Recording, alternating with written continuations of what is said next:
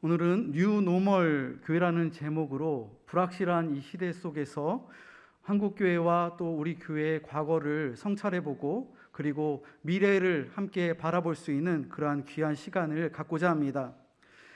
미국의 유명한 기독교 학자인 하워드 핸드릭스 교수는 교회의 역사를 연구하면서 3M 사이클로 교회의 역사를 설명하였습니다. 첫 번째는 무브먼트, 운동의 단계입니다. 교회의 시작은 역동적인 운동이었습니다. 사도행전의 초대교회의 모습을 보면 성령 충만한 운동 그 자체였습니다. 바람처럼 불처럼 역사하는 그 뜨거운 공동체가 바로 사도행전의 초대교회입니다. 또한 우리 성결교단의 시작은 어땠습니까?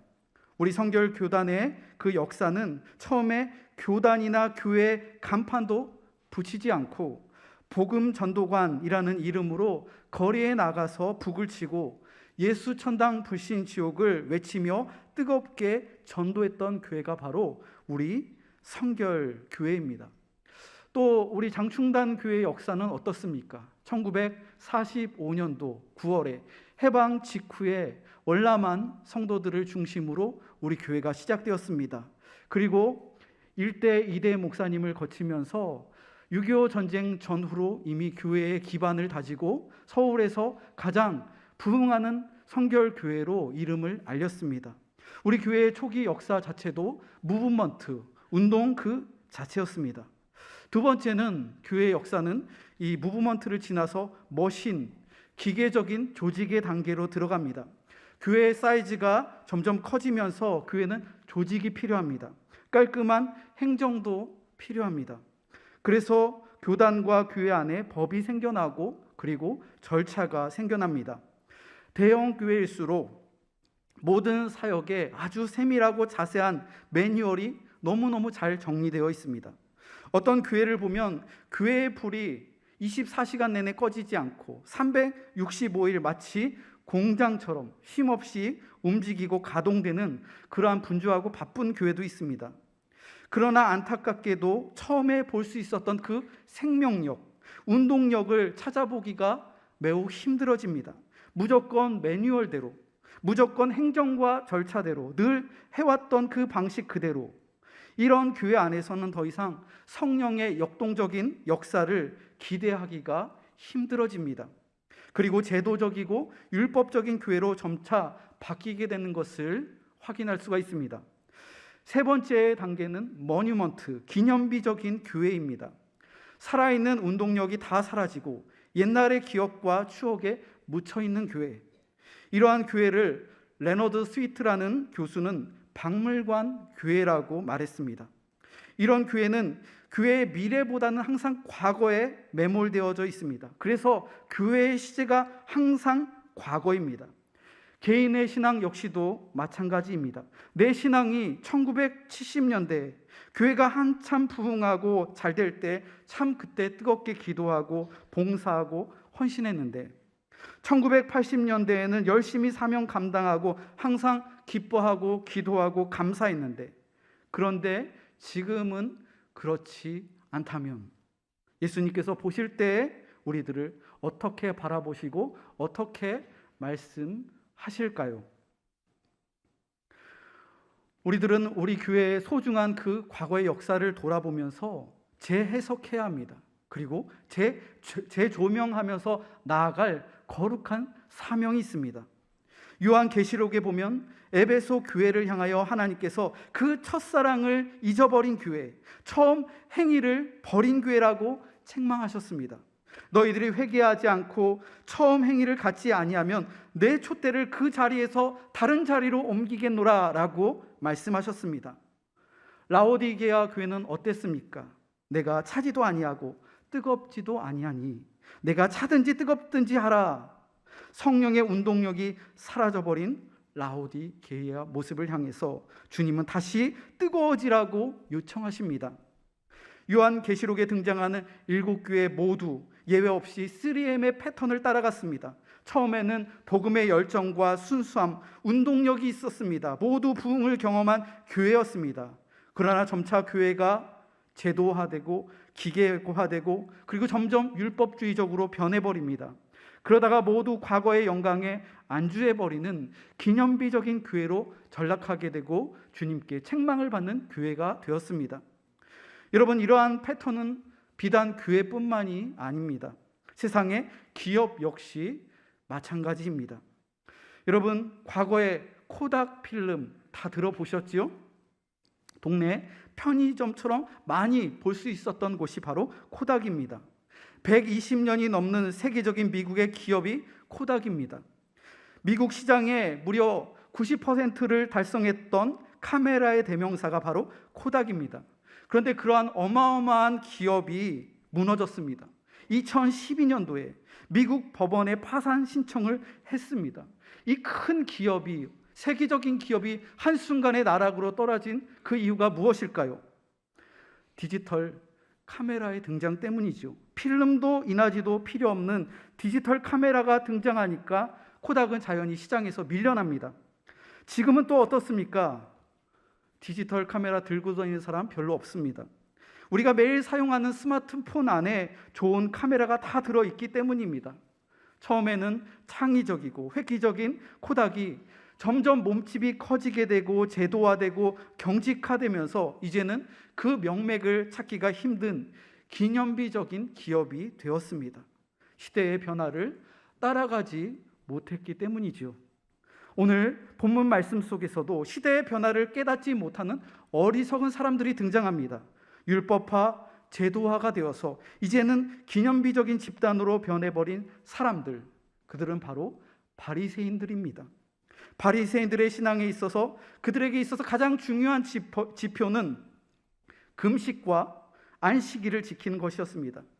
구약 시대의 관점에서 봤을 때 누가 가장 경건한 사람인가, 누가 하나님을 사랑하고 이웃을 사랑하는 사람인가, 이 기준이 바로 율법을 지키는 일입니다. 그래서 사람들은 예수님께 찾아와 질문을 합니다. 예수님은 왜 금식하지 않으십니까? 세례 요한의 제자들도 지금 금식하고 있고 바리새인들도 정기적으로 규칙적으로 금식하고 있는데 왜 예수님과 제자들은 지금 금식하지 않습니까? 부정적인 뉘앙스의 질문입니다. 당시 관례대로 금식하지 않는 예수님과 제자들에 대해서 왜 경건한 사람들이 하는 금식을 왜 따라서 행하지 않느냐고 비방하는 겁니다. 예수님께 찾아와 금식을 하지 않느냐고 하는 이 질문은 누가 했는지 구체적으로 오늘 본문에서 나와 있지 않지만 당시 바리새파의 그 비판적인 이야기를 듣고 찾아온 사람들이 했을 것이라고 그렇게 오늘의 말씀의 문맥을 통해서 우리들은 유추해 볼 수가 있습니다. 여러분, 바리새인들이 누구일까요? 바리새인들은 율법을 철두철미하게 지키는 경건한 사람들입니다. 바리새의 기원은 과거 이스라엘이 나라를 잃고 주권을 잃고 바벨론의 포로 시기에 있었을 때 그 기원을, 바리새 운동을 찾아볼 수가 있습니다. 그들이 나름대로 그들의 신앙을 지키기 위해서, 정체성을 지키기 위해서 목숨을 걸고 신앙 운동을 펼친 사람들이 바로 바리새인들입니다. 율법을 연구하고 가르치고 지키는 사람들이 바리새파 사람들입니다. 나라의 회복을 위해서 일주일에 온전히 이틀씩 철저히 금식하고 옷을 찢으며 죄를 뒤집어 쓴 거룩한 사람들이 바리새파 사람들입니다. 그런데 역사가 점점 흘러가면서 신약의 로마 시대, 그리고 예수님의 시대가 되었을 때 이 바리새 운동이 제도화가 되었고 변질되었습니다. 형식적이 되어버린 것입니다. 예수님께서는 바리새인들의 이러한 형식적인 금식을 아주 강하게 비판하셨습니다. 마태복음 6장 6절로 16절로 18절 말씀을 보면 예수님께서는 바리새인들의 이러한 금식을 외식이라고 말씀하셨습니다. 바리새인들의 금식은 사람들이 많이 있는 광장 같은 데서 나 금식하는 사람이요, 이렇게 보여주기식 금식을 했다는 겁니다. 예수님께서는 바리새인들의 이러한 외식적인 금식을 비판하셨습니다. 그리고 너희들은 금식할 때 사람들에게 보이지 말고 은밀한 중에 보시는 내 하나님을 향하여 은밀하게 기도하며 금식하라 라고 말씀하셨습니다. 여러분, 금식이 무엇입니까? 그리고 금식하는 목적이 무엇입니까? 사람에게 보이려고 하는 겁니까? 아니지요. 금식은 철저히 하나님 앞에서 내가 죽는 것입니다. 자기가 드러나는 것이 아니라 자기가 사라지고 자기가 낮아지고 자기가 하나님 앞에서 죽는 것이 금식의 정신입니다. 바리새인뿐만이 아니라 우리들도 금식하면서 이러한 잘못과 실수를 범하기도 합니다. 금식의 목적은 잊어버리고 방법만 따르는 경우가 얼마나 많이 있습니까? 내가 이렇게 많이 금식하는데 하나님께서 내 기도와 이 행위와 금식에 대해서 반드시 보상해 주시겠지. 기도의 내용이나 금식의 본질적인 내용은 잊어버리고 금식의 행위에만 몰두할 때가 있더라는 겁니다. 저도 지금까지 신앙생활을 하며 또 목회자의 길을 걸어오면서 금식을 여러 번 해보았습니다. 신학교를 다니면서 학교에서 수련회를 하면은 항상 개강과 함께 얼마 안 있으면 수련회를 하는데 그 수련회를 사모하면서 2박 3일 동안 온전히 금식하면서 수련회를 임했습니다. 목사 안수식을 준비하면서 일생에 단 한 번 목사 안수를 단 한 번 받는데 이를 위해서 기도로 준비해야겠다. 그리고 일주일 전에는 전일 금식을 해야겠다라는 마음으로 월요일부터 금요일까지 온전히 금식을 한 그러한 경험도 있습니다. 금식을 하면서 때때로 금식의 목적을 잊어버리고 그것이 반복적인 행위가 될 때도 참 많았습니다. 스스로의 성취감, 자기 만족이 될 때도 많았습니다. 물론 금식을 하면서 하나님께서 부어주신 은혜들도 참 많았습니다. 그리고 절실한 가운데 온전히 금식하며 하나님만 바라보았을 때 닫혔던 문이 열리고 놀라운 기적들도 경험해 보았습니다. 형식적인 금식이 아니라 참된 금식을 할 때도 있습니다. 우리들은 연약하여서 이렇게 금식을 하면서도 참된 의미와 형식 사이에서 왔다 갔다 하는 그러한 경우들이 있더라는 겁니다. 바리새인들의 금식은 율법에 얽매여 있는 매우 숨막히는 금식이었습니다. 그래서 금식하지 않는 예수님과 제자들을 정죄합니다. 그러나 금식의 의미가 무엇입니까? 이사야 58장 6절 말씀을 보면 내가 기뻐하는 금식은 흉악의 결박을 풀어주며 멍에의 줄을 끌어주며 압제당하는 자를 자유하게 하며 모든 멍에를 꺾는 것이 아니겠느냐. 하나님께서 기뻐하시는 금식은 금식하는 사람의 내면 속에 자유함이 있는 금식입니다. 수고하고 무거운 짐을 모두 풀어주는 금식입니다. 모든 죄악의 사슬과 멍에의 줄을 끌어주는 자유함이 있는 금식. 하지만 바리새인들의 금식은 정반대였습니다. 제도에 묶여있고 형식에 묶여있는 성령의 역사나 자유는 전혀 찾아볼 수 없는 아주 힘들고 답답한 금식이었습니다. 여러분, 오늘날 교회 안에서 신앙생활을 할 때에도 우리들도 바리새인들처럼 외식적으로 신앙생활할 때가 있고 봉사할 때가 있고 그리고 형식적으로 사역할 때가 참 많이 있습니다. 코람데오, 하나님의 존전에서 하나님을 의식하며 사역해야 하는데 사람을 의식할 때가 참 많더라는 겁니다. 다른 사람들이 볼 때와 보지 않을 때 다르게 말하고 다르게 행동하는 경우들도 있습니다. 다른 사람이 알아주지 않으면 시험에 드는 경우도 있더라는 겁니다. 예수님께서는 왜 당신은 금식하지 않느냐는 질문에 이렇게 답하셨습니다. 19절과 20절입니다. 예수께서 그들에게 이르시되 혼인집 손님들이 신랑과 함께 있을 때 금식할 수 있느냐? 신랑과 함께 있을 동안에는 금식할 수 없느니라. 그러나 신랑을 빼앗길 날이 이르리니 그날에는 금식할 것이니라. 지금은 금식할 때가 아니라고 예수님 말씀하십니다. 신랑 되신 예수님이 너희들과 지금 함께 있는데 왜 금식을 하라는 거냐? 여러분, 잔치집에서 금식이 어울릴까요? 모든 사람들이 축복하고 함께 즐거워하는 결혼식장에서 저 지금 금식합니다, 이렇게 하면 분위기를 깨는 거죠. 결혼식장에서는 함께 기뻐하고 함께 축복하고 함께 먹고 마셔야 합니다. 그러나 예수님께서는 금식할 때가 있다고 말씀하십니다. 바로 신랑을 빼앗길 날, 그때 금식하라는 겁니다. 예수님께서 고난당하시고 또 십자가에 못 박히실 때 눈물 흘리며 애통하며 그때 금식하라는 겁니다. 여러분, 주일은 금식하는 날이 아닙니다. 예수님께서 사망 권세를 이기시고 부활하신 축제의 날, 기쁨의 날, 그리고 생명의 날이 바로 주일입니다. 그래서 우리들은 사순절을 지내면서 40일에 주일을 뺀 나머지 평일 동안 우리는 40일을 지키고, 그리고 주일에는 금식하지 않고 하나님께 나와 예배하는 것입니다. 그렇기 때문에 주님의 날에는 신랑 되신 예수님과 함께 감사의 예배, 또 성령 충만한 예배를 드리며 그 안에서 기뻐하며 교제하는 날이 바로 주일임을 여러분 기억하시기 바랍니다. 그러면 언제 금식해야 할까요? 바로 신랑 되신 예수님을 빼앗겼을 때, 그날에 금식해야 합니다. 내 안에 예수님이 계시지 않은 것처럼 느껴질 때, 그때 금식해야 합니다. 내 마음속에 성령의 역사하심이 메마른 것처럼 느껴질 때, 그때 금식해야 합니다. 나의 신앙이 형식화되고 제도화되고 내 안에 평안과 기쁨이 사라져갈 때, 그때 반드시 금식해야 합니다.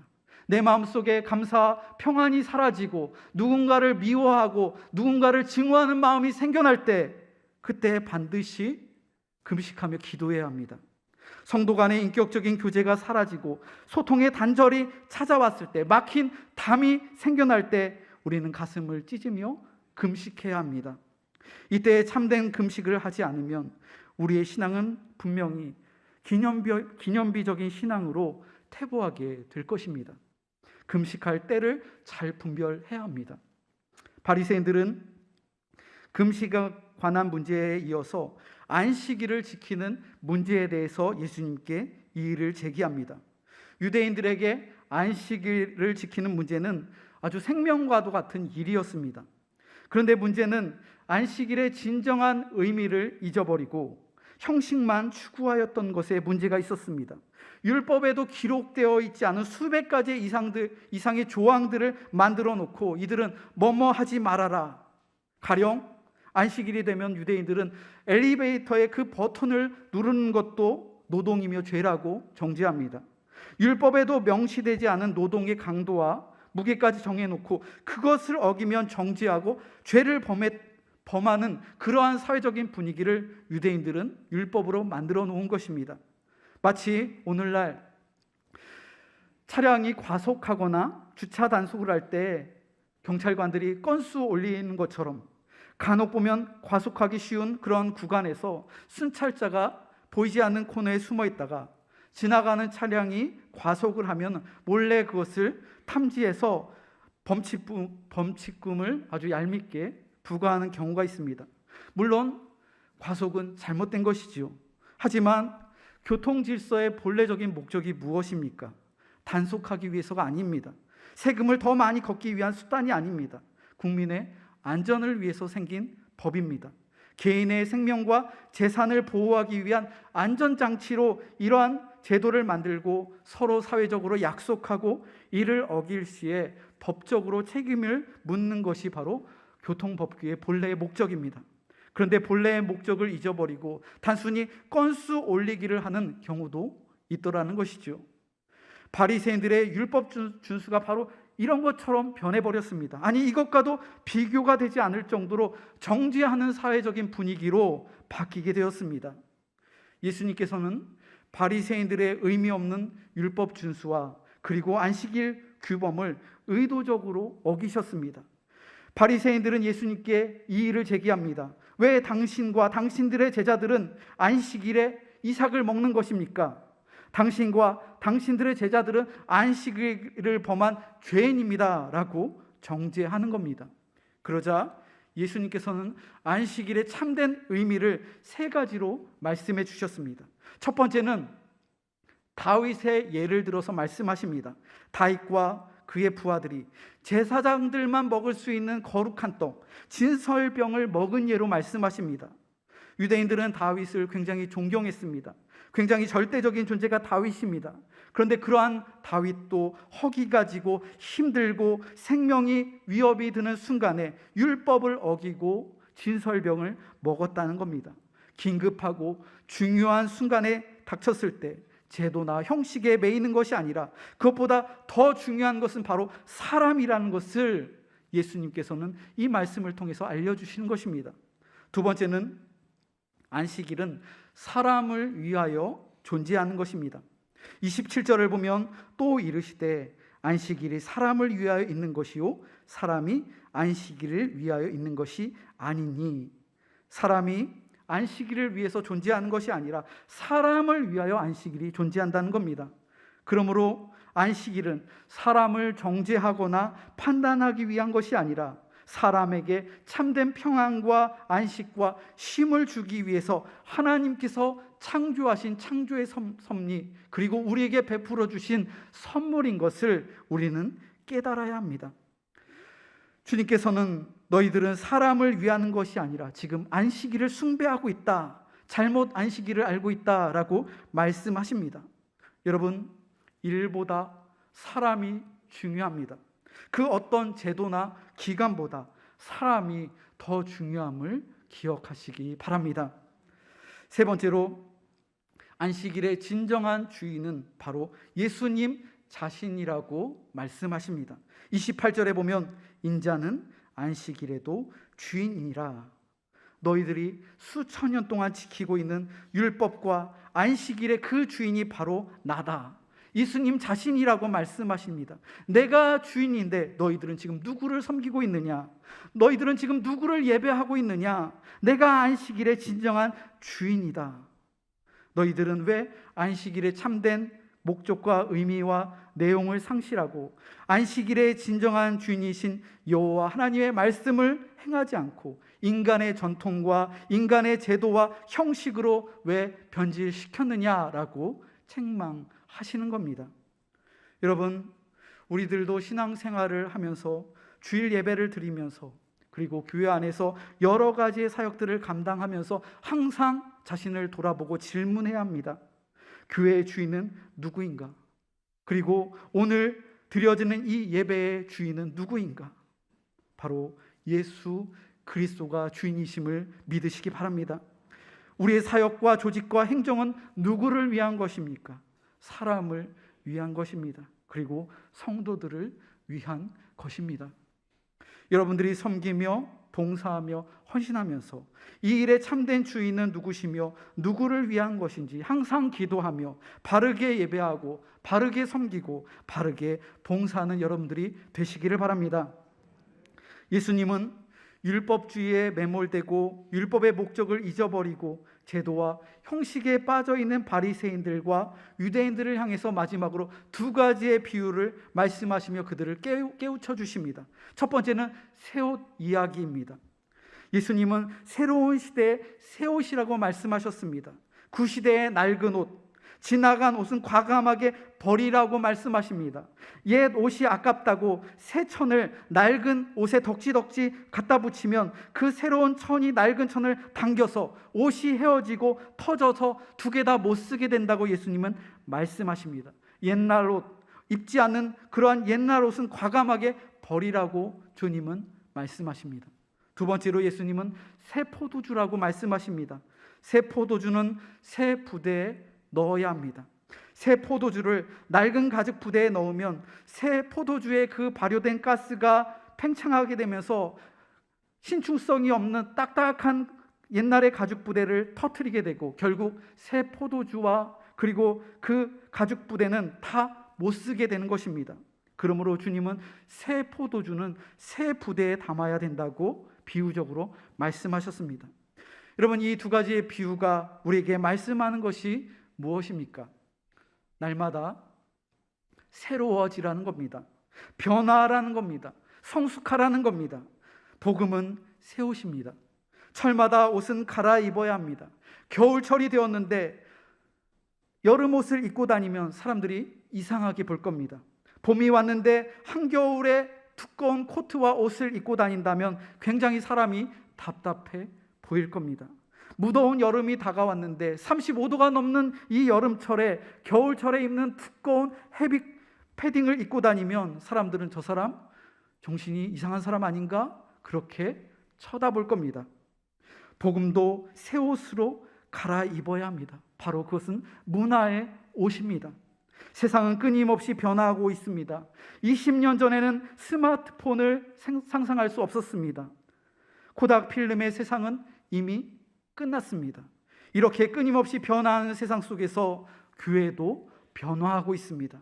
새 옷을 입어야 합니다. 새 포도주를 새 부대에 담아야 합니다. 이러한 오늘의 시대를 사람들은 뉴 노멀이라고 그렇게 부릅니다. 교회는 세상의 변화에 둔감하면 안 됩니다. 세상을 읽어야 합니다. 하지만 세상과 타협하고 세상과 동화해서는 안 됩니다. 세속화되면 안 됩니다. 세상과 소통하되 구별되어야 함을 우리는 반드시 기억해야 합니다. 오늘날 많은 교회들이 왜 그 처음에 운동력을 상실하고 제도화되고 기념비적인 교회로 전락하는 걸까요? 변하지 않아서 그런 겁니다. 교회가 변하지 않고 사람도 변하지 않고 그냥 해왔던 대로 아무 목적 없이 과거의 아름다운 전통을 재해석하고 재적용해야 되는데 그대로 맹목적으로 그것만을 지켜왔기 때문에 예수 믿고 찬송도 부르고 교회도 잘 나오고 설교도 열심히 듣고 봉사도 누구보다도 열심히 했는데 변하지 않는 성도가 있습니다. 신앙이 성숙하지 않는 성도가 있습니다. 10년이 지나도 20년, 30년이 지나도 내가 어디 변하나 봐라. 자기 고집대로 자기 생각대로 남을 정죄하고 자신이 세운 기준대로 막무가내로 믿는 사람들도 있습니다. 예수를 믿는다는 것은 새로운 사람이 되는 것입니다. 새로운 피조물이 되는 것입니다. 고린도후서 5장 17절 말씀을 보면 그런즉 누구든지 그리스도 안에 있으면 새로운 피조물이라. 이전 것은 다 지나갔으니 보라 새 것이 되었도다. 여러분, 예수 믿는 사람은 항상 새로워져야 합니다. 성격이 변화되어야 됩니다. 또 생각도 변화됩니다. 인생도 변화됩니다. 저는 말씀에 비추어 지금도 변하고 있습니다. 그리고 오늘보다 내일이 더 나은 사람이 되기를 그렇게 소망하면서 애쓰며 살아가려고 합니다. 예수 그리스도를 믿는 믿음과 지식이 날로 새로워질 것을 바라보면서 그렇게 사역하고 살아갑니다. 앞으로 저의 신앙과 삶은 3년 후에, 그리고 5년 후에, 10년 후에, 아니 그 먼 미래를 바라보면서 그냥 제자리에 머물러 있는 사람이 아니라, 뒤로 후퇴하는 사람이 아니라 주님께서 부르시는 그날까지 기도하고 공부하고 말씀을 묵상하면서 삶을 살아가는 그러한 거룩한 성도요 목회자가 되기를 끊임없이 그렇게 기도하며 소망하고 있습니다.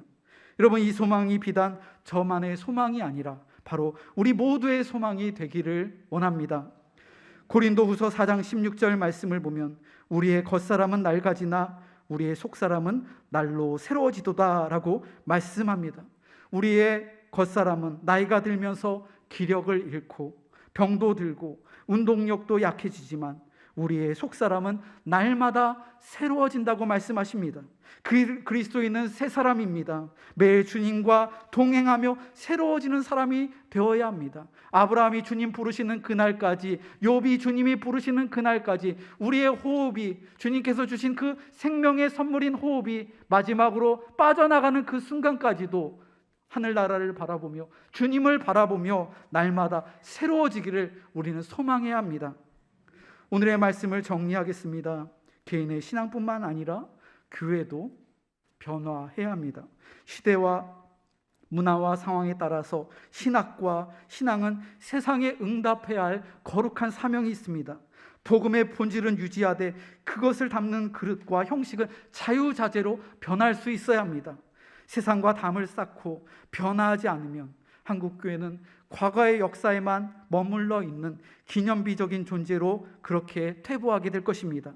예수님은 새 포도주이십니다. 복음은 새로운 것입니다. 낡은 것이 아닙니다. 낡은 것, 의미 없는 것들을 청산하며 새 옷으로 갈아입고 신축성 있는 새 가죽 부대가 되어 복음을 통하여 세상과 문화와 상황들을 잘 분별하며 날마다 새로워지는 우리 장충단 교회, 참된 예배와 참된 헌신과 참된 봉사의 사명을 감당하는 우리 장충단 교회, 그리고 모든 성도들이 다 되시기를 바랍니다.